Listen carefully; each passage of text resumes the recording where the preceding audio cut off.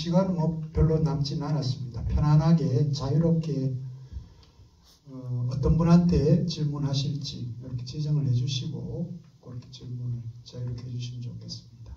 예, 질문 받겠습니다.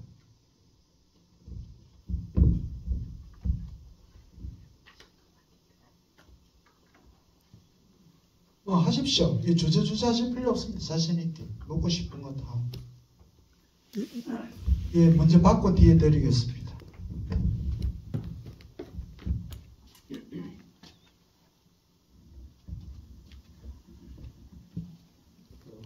국립공업과대학교의 수업연구원으로 있는 박이모라고 합니다. 조금만 내려서 말씀해. 예, 조금 크게 해주셔야 돼요. 됐습니까? 가까이 대시면 마이크를 좀 가까이. 마이크가. 정규 여건이라고 하면 경제적으로 또 우리가 일반인들 살기 좋은 그런 동네를 꾸미는 것을 정규 여건이라고 합니다. 꿈이 그 산업화 과정을 통해서 공정하고 생활하는 그 주거지역하고 뒤섞기가 있습니다. 처음에는 공장의 소음이라든지 먼지나 이런 것이 주택으로 만들어 거쳐 되어 있는데 지금은 그 정부 여건이 배도되려면은 공장 기대하고 그리고 생활하는 그 주거지역하고는 좀 분리가 되어 있습니다. 그러려면 어떻게 해야 되냐 하면은 공장 기대하고 주거지역 사이에 그린벨트가 분명히 있어가지고 일을 할 때는 공간에 들어가고 생활할 때는 쾌적한 환경 속에서 살 수 있는 그런 도시 계획이 만들어져야 되는데 우리 제1공단에는 그렇다 치고 그 후에 몇십 년이 지난 제450 공단을 지을 때는 그런 걸 감안해서 해야지 제대로 된 정부 여건이 될 수 있지 않겠느냐. 그런데 계속 지금부터 우리 공단이 생긴 지 한 50년 됐는데 그때나 지금이나 도시 계획이 똑같습니다. 뭐 이런 부분에 대해서 이 정부 여건이 이런 정부 여건 가지고는 그 현대인들이 생활하기에는 좀 곤란하지 않겠느냐. 이런 부분에 대해서 꿈이시 도시 계획이 근본적으로 바뀌어야 되지 않겠나 하는 그런 생각입니다. 사실 이 질문과 관련해서는 이시철 교수님께서 답변을 주시면 좋은데 그런데 꿈이뿐만 아닌 것 같아요. 대한민국은 지금까지 이 도시계획의 문제 이건 어떤 도시를 가더라도 솔직히 말하면 엉망진창이죠. 그죠? 엉망진창인데 혹시 이철 교수님 지리학을 하셨기 때문에 도시계획은 전공하지 않으셨더라도 이 현재 우리 한국 사회에서 벌어지고 있는 도시계획의 문제 여기에 대해서 혹시 발언하실 부분이 있겠습니까? 예, 뭐 저도 지역개발을 전공을 하다 보니까 뭐 요즘 도시재생 쪽에 연구도 대구를 중심으로 하고 있었는데요. 아까도 제가 말씀드렸지만은 사람들의 생활 패턴이 바뀌면은 도시계획도 거기에 따라갈 수밖에 없습니다.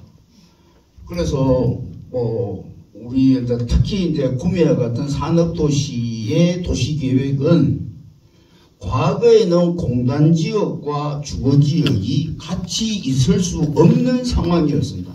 특히 제 고향이 울산인데요. 그 보면 초창기에 근대화의 상징인 울산은 공해물질이 공업지역에서부터 엄청나게 오기 때문에 어떻게 하면 주거지와 산업지역을 분리하느냐 하는 게 도시계획의 기본이었고요.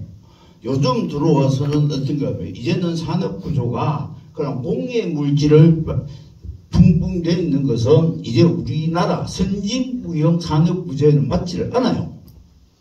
그 다음에 이제 외국인 근로자를 고용을 해서 임금을 절약을 해서 수익을 올리겠다는 것도 이미 우리나라 경제구조의 제2구조화성에 맞지 않습니다. 그러다 보니 이제는 어떤 형태냐면은 가급적이면은 주거지역과 산업과 일터와 삶의 공간이 가까우면 가까울수록 좋은 거예요. 그렇게 바뀌고 있기 때문에 시대에 따라서 도시계획이 이렇게 바뀌어가야 가는 거지 이게 정답이라는 건 없다는 거 하나 말씀을 드리고요. 그 다음 두 번째는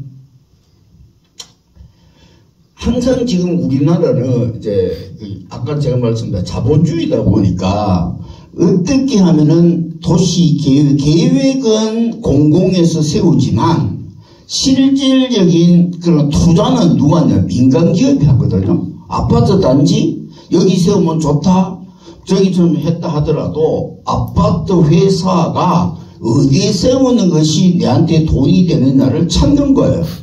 그러다 보면 자연스럽게 구도심 지역은 이름하여 도시 재개발은 그 서울이나 대구나 부산 쪽에 같은 경우에는 도심지 그 재개발이 어느 정도 수익성이 나요. 그러나 구미와 같은 데에서는 그 소위 말해서 그 구도심 지역에는 개발을 해봐봤던 돈이 안 되는 겁니다. 왜? 땅값이 외곽지가 싸죠. 그 다음에 또 온다면 또 그 기획 비용상으로 봤을 때는 어떻게 있냐면은 구도심 지역에는 토지가 아주 세분화되어 있고 도시도 도로도 좁고 소유자도 많기 때문에 그 사람들한테 허가 받아야 되죠. 그 하는 시간이 너무 긴데 비해서 외곽지에는 한 두서너 명 산주만 딱 그 토지 그 수용률이 훨씬 좋은 거예요. 그러니까 외곽지로 나가는 거예요. 그래서 이제 최근에 들어와서 우리나라 도시의 역사가 1960년대, 70년대 한 4, 50년 됐잖아요. 그러다 보면 어느 도시를 막론하고 구도심지는 점차 쇠퇴해 갈 수밖에 없는 거예요. 그래서 나온 것이 뭔가 하면 옛날에는 도시 재개발에서 요즘은 도시 재생으로 바뀌고 있는 거예요. 그래서 지금 말씀하신 거 이렇게 머릿속에 어떤 생각을 갖고 계신데 잘 모르긴 하지만 옛날식 도시계획이 오늘날에는 맞지 않다. 그럼 오늘날에 맞는 그런 도시계획을 장래에 어떻게 될 것인가를 기반해서 도시계획을 세울 때 거기서 원 포인트, 가장 중요한 포인트가 뭐냐면은 그 지역에 살고 있는 주민들이 무엇을 원하는가. 우리 지역은 우리는 이렇게 살고 싶어 하니 이런 방향으로 도시개발을 도시를 주거 환경을 개선해 주십시오라는 쪽으로 가야 되지. 공무원 몇 명이 혹은 뭐 시의원 몇 명이 외국에 가보니까 멋지더라. 그 벤치마킹에 이름하여 갖고 들어오는 도시계획은 향후 도시계획의 방향은 아니다 라는 걸로 제가 말씀드릴게요.